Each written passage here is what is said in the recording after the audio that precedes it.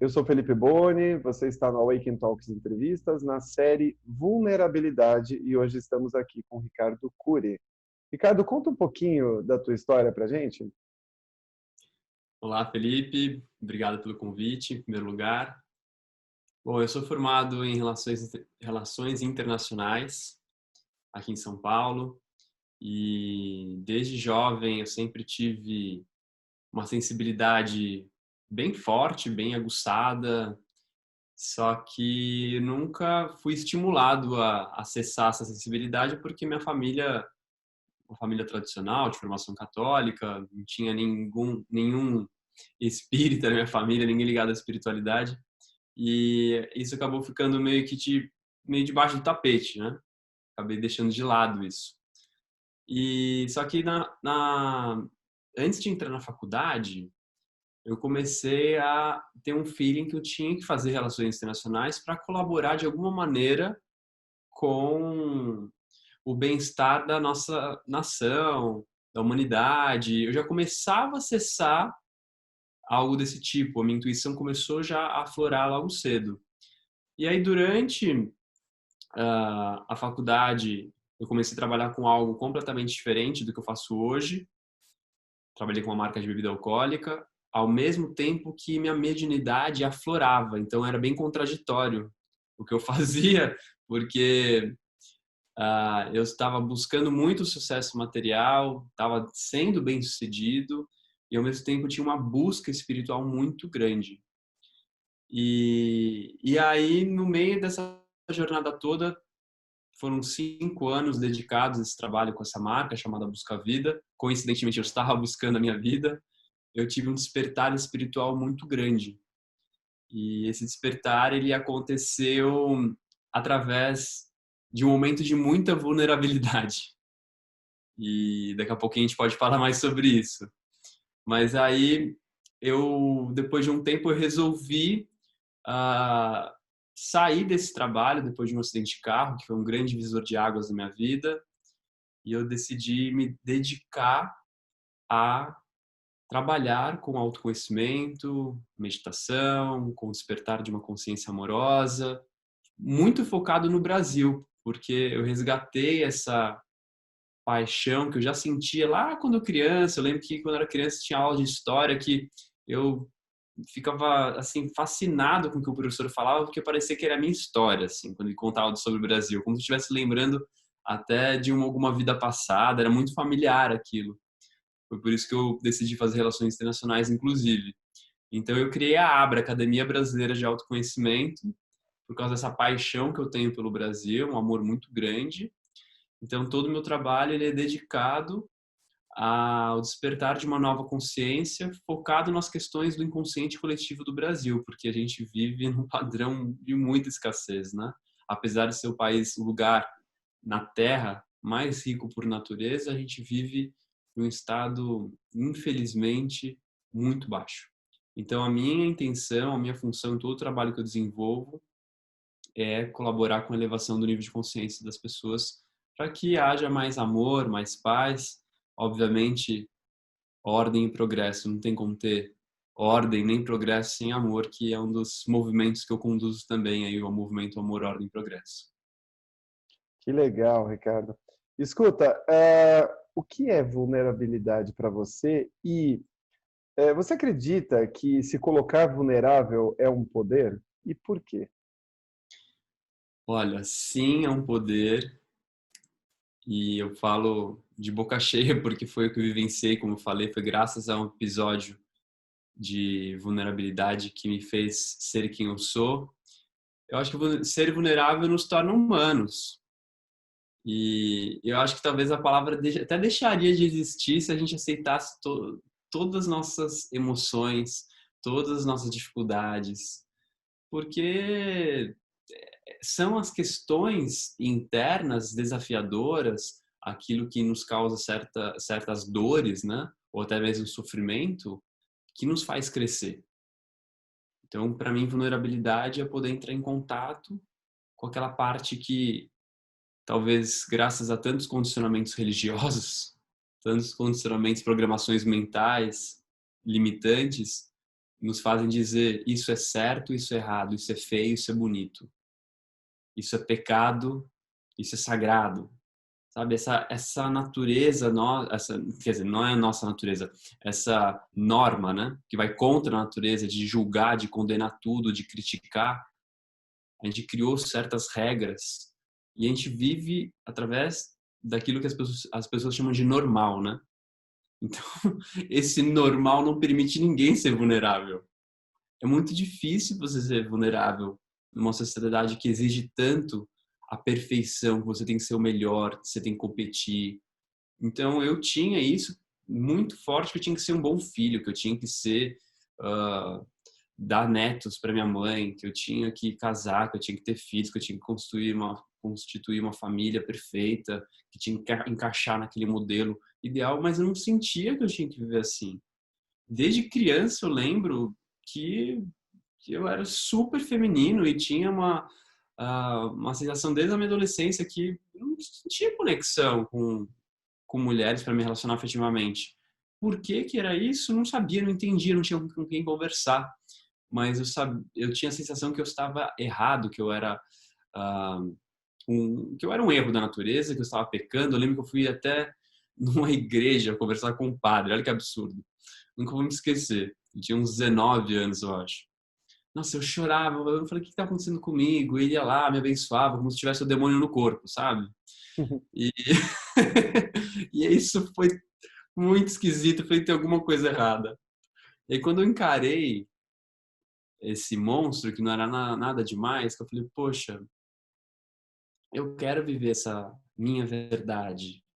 E se eu vou ter que me rebaixar, falar para as pessoas que eu sou homossexual como se fosse a coisa mais feia do mundo, porque naquele momento a minha mente encarava como feio.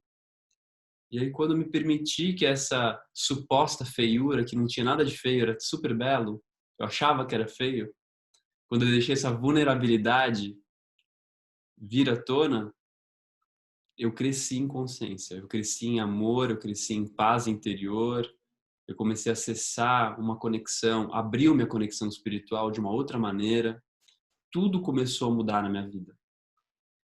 Então, ser vulnerável para mim é crescer, é você se permitir ser você mesmo e você tudo, você é positivo, você é negativo e não excluir nenhuma das partes de quem nós somos, porque o universo é dual, a vida é dual. É uma integração. Ser vulnerável é um processo de integração de quem nós somos. Isso é uma descoberta muito única, pessoal, é intransferível. Não dá para falar como você tem que fazer, você tem que descobrir. Eu posso compartilhar minha experiência, posso incentivar as pessoas a percorrer esse caminho, mas como é muito único. E, Ricardo, conta pra gente aqui, né? Como você, bom, como você descobriu isso na sua vida, você acabou de contar um pouquinho, né? Mas vamos então fazer uma outra pergunta. Então, qual é a diferença entre fraqueza e coragem é, em relação à vulnerabilidade para você? Então, existe uma diferença entre essas duas forças? Existem Eu essas acho duas que você forças tem ou que uma ter única? coragem para ver a sua fraqueza, né? Então, tem que ter muita coragem para você assumir que você pode ser julgado, por exemplo, no meu caso. Porque as pessoas talvez não estavam preparadas e não estiveram mesmo naquele momento. Minha família, vou dar o exemplo da minha história, né? Eu sabia que eu ia ser julgado. E ser julgado para mim era uma fraqueza, né? Falar, você é errado, não, você não pode ser assim, você não deve, você tem que ser diferente. Para mim era uma fraqueza que alguém me controlasse. Eu queria ser livre, eu queria ser eu mesmo, mas eu não queria enfrentar uma situação que alguém quisesse me controlar e falasse que eu estava errado. Eu não queria confronto. Para mim é uma fraqueza confrontar o outro, entrar em conflito com o outro. E eu evitei esse conflito, esse confronto com a minha família por muito tempo. Então, eu tive que ter coragem para confrontar. Falar, não, não, é isso que eu sou. É isso que eu sou. E não foi fácil. Então é um processo. E aí você precisa deixar essa vulnerabilidade, tipo, eu não sei fazer, eu não sei como viver a minha verdade, às vezes sem machucar o outro. Você vê que você acaba machucando, você quer ser você mesmo, mas você se sente mal, poxa, mas eu não tô agradando. Mas aí você tem que entender que você não precisa agradar ninguém, porque a gente quer agradar. É difícil, né? É um A desafio. libertação de quem nós somos passa por tanta purificação, né, das ideias, dos condicionamentos familiares, culturais, religiosos, sociais. São muitos. E, claro, sempre honrando e respeitando aqueles que nos deram a vida. Eu sempre tive isso muito forte, não é apertar a teclinha do botão dane-se, é isso que eu sou e você tem que me engolir. Não é isso, não é arrogância, né? É com amor. E falar, olha, eu não posso ser diferente, não posso forçar ser azul se eu sou laranja. A laranja não pode ser laranja, não ser laranja, não é? Exatamente. Não dá. Então, acho que isso que falta no mundo, sabe, Felipe? As pessoas aceitarem o outro como ele é. Aceitar o outro como ele é. Isso é uma chave, isso é respeito, isso é amor. Mas eu não entendo por que o outro é desse jeito. Dane-se! Você não é o outro. Por que você quer se meter na vida do outro? É muito curioso, né? Sensacional essa tua frase. Desculpa, eu até tenho que comentar. Qual delas? Dane-se, você não é o outro. Ótimo. Você não é o outro. Eu ando muito assim, sabe? Porque eu percebo cada coisa hoje em dia, porque a gente vai expandindo a consciência, a gente começa a ver coisas que a gente não via antes, na nossa vida, primeiramente, mas você vê dos outros também, né, Felipe? Você não tem como não ficar mais observador, né? E aí você vê coisas e fala, cara, como é que o outro pode ser desse jeito? E aí você começa a julgar, você começa a ter ideias, pensar sobre o outro. Que desperdício de energia. Você já é um mistério, você já não sabe muito bem quem você é. Você quer tentar analisar o outro? E tentar entender o outro? O Bhagavan, que é um mestre meu lá da Índia, ele fala assim, olha, tentar entender o outro é o que fracassa os relacionamentos. Você quer que fracassar a sua vida e os seus relacionamentos? Fica tentando entender o outro, você vai ver para onde vai, você vai pro buraco. Não tente entender o outro. Experiencie o outro. Se conecte com o outro. Então, bom, o que eu estou entendendo, a solução é se conectar com o outro, é experienciar o outro. É você poder ser vulnerável, inclusive, em relação ao outro, é isso? Sem julgar o outro. Deixe o outro ser vulnerável, seja vulnerável. Né? A gente poder ter essa troca. A arte de escutar é um ótimo exercício para você se tornar vulnerável, porque a gente sempre quer falar, a gente quer falar e falar e falar. E a escuta também é um ato de vulnerabilidade. Você se colocar ali numa posição de neutro. Não, eu não vou opinar, eu não vou ficar falando o que é, o que não é. Só escutar. Nossa, que legal. Você falou bastante sobre julgamentos, né, Ricardo? Uhum. Essa questão do julgamento me passa a impressão, né, ouvindo você, que é algo muito, muito, muito importante, né? E eu também acredito nisso, particularmente. Mas como entrevistado é você, então eu gostaria que você contasse um pouco como você conseguiu se libertar do auto-julgamento, acima de tudo. Bom, eu me considero, quer dizer, eu me considerava que eu era especialista em me julgar. Né? Então, eu fiz um MBA, uma pós-graduação, um doutorado, sei lá o quê, em não me julgar mais. Porque era muito condicionamento, né, com relação à homossexualidade. Então, para mim, é você aceitar e amar incondicionalmente quem você é, todas as suas partes. Não julgar é você amar aquilo que você chama de feio ou errado, que você considera esquisito em você, tudo. É você acolher todas as suas partes. Para mim, essa é a única maneira de você ser liberado do julgamento, ser livre do julgamento. E, obviamente, você acaba fazendo isso com outras pessoas. Se você não se julga, você acaba não julgando os outros. Isso traz muita liberdade interior. E, claro, os relacionamentos ficam maravilhosos.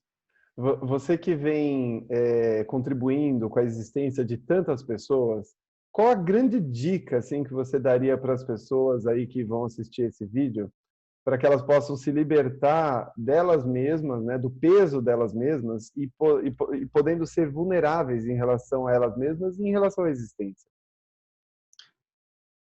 Não leve seus pensamentos tão a sério. E pensamento é o que começa a julgar, né? Então o julgamento está onde? Está no pensamento. O que você pensa sobre a vida? O que você pensa não é você, né? Então começa a rir disso. Se você começar a trazer um bom humor, eu deveria ter escutado isso antes. Se eu tivesse escutado isso com os meus 19, 20 anos, a minha jornada acho que teria sido mais fácil, eu teria pegado mais leve comigo mesmo. Então não levar os pensamentos tão a sério, porque eles não são você, isso nos liberta. Então, medite. Ah, mas como que eu enxergo isso? Como que eu sei que eu realmente não sou os meus pensamentos? Precisa meditar diariamente, precisa ter uma prática espiritual, uma prática de autoconhecimento diária. E aí, essa prática, ela vai te mostrar, vai fazer você sentir mesmo que você não é o pensamento, que você é outra coisa. E essa outra coisa tem muitos nomes. Consciência, essência, eu superior, eu real, divino, enfim. E isso que você é indescritível. Você precisa sentir. E aí o julgamento começa a não te atormentar mais. Eu não vou dizer que ele desaparece totalmente. Ele pode te visitar de vez em quando, mas ele não vai te arrastar mais para aqueles buracos, os buracos da ignorância que te mantém preso ao sofrimento. Não vai mais ter isso. Você pode até, opa, cheguei na beirinha do buraco. Você tá ali quase colocando o pé. Não, não, não. Vou desviar. Não vou cair, porque você se torna consciente dos buracos. Isso é viver. Mas a gente vive em São Paulo, né? São Paulo é uma cidade cheia de buracos. Tô É, mas... brincando. Qualquer Não, lugar tem buracos. Os buracos são internos. exatamente. É, muito legal, Ricardo. Bom, para finalizar, eu queria saber o seguinte: conta pra gente aqui, o que é que te faz desperto em relação ao ego, em relação a ser vulnerável? Quando a minha mente prega aquela peça de que, entendi. Sabe? Conclui. Não tem que concluir nada. Porque quando você acha que sabe, você fecha as portas para a vulnerabilidade. E ser vulnerável é você estar nesse lugar sempre de não saber. Você pode sempre aprender alguma coisa, claro, nossa, adquirir um pouquinho mais de sabedoria, mas é só um pouquinho, porque a gente não sabe muito, ou quase nada. Então, para me manter num lugar de vulnerabilidade é lembrar que eu sou um eterno aprendiz e que estou todos os dias aberto a aprender alguma coisa nova. E a vida fica muito mais leve e divertida assim. Porque essa posição eu sei, eu posso, né? Essa arrogância da mente, a mente é orgulhosa pra caramba, né? Ela fecha as possibilidades do aprendizado. A gente fica rígido, a gente fica duro, a gente acaba nos fechando para novas oportunidades, para que coisas maravilhosas, novas bênçãos cheguem até a nossa vida. Que legal. Que maravilha. Quer dar uma última mensagem, não sei, alguma última consideração sobre o tema aqui para quem está assistindo, deixar um recado? Olha, por mais medo que você sinta de viver aquilo que você precisa viver, que é algo que você sente no seu coração, seja se expressar, ser você, se você precisa se aceitar do jeito que você é, não só com relação à homossexualidade ou sexualidade, mas em relação à sua profissão, relação ao que você veio fazer na sua vida, que tipo de trabalho que você quer começar, um novo negócio, uma transição, não importa. O que for, esse medo que você sente, vai com medo mesmo, né? Atravessa, faz um esforço, fecha os olhos e vai. Dói para atravessar, mas é meio apertadinho, assim, mas depois que passa, nossa, tem um novo mundo ali esperando. E eu acho que esse momento da quarentena, né? Essa porta apertada, todo mundo tá passando, muita gente tá passando. Uma porta dolorosa, chamada medo, chamado resistência, chamado desconfiança, tem vários nomes. Tem várias portas aí que estão meio que emperradas. Mas faz um esforcinho. E uma vez eu escutei, esqueci quem falou, que é bom pedir ajuda para o universo, para a inteligência divina, para Deus, o nome que você quiser, porque é como se fosse um lubrificante. Aí desliza, abre a porta. Então peça ajuda. É um ótimo lubrificante para ver essa porta emperrada. Sensacional. Gostei muito dessa, cara. Que dica, hein? Ai, não vai, tá duro. Pô, pede ajuda, né?